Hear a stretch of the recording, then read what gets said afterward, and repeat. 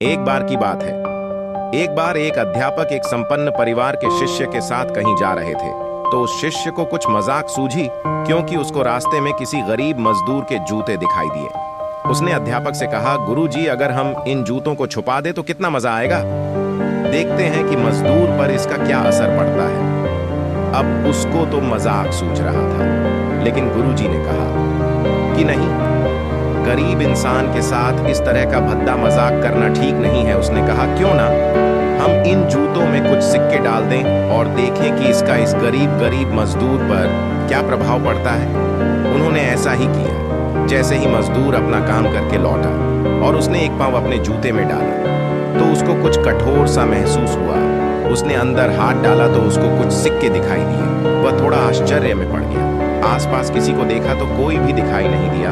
वापस उसने दूसरा पैर अपने जूते में डाला और वापस उसको उसमें कुछ सिक्के दिखाई दिए। अब दोनों जूतों के सिक्कों को उसने अपने हाथों में रखा और प्रभु की तरफ इशारा किया, हे प्रभु, पता नहीं किस भले मानुष ने ये सिक्के मेरे जूतों में छुपाए हैं, लेकिन जिसने भी छुपाए हैं उसको मेरी दुआ है ताकि इन पैसों से मैं अपने बच्चों और पत्नी के लिए कुछ खाना और दवाइयाँ ला सकूंगा।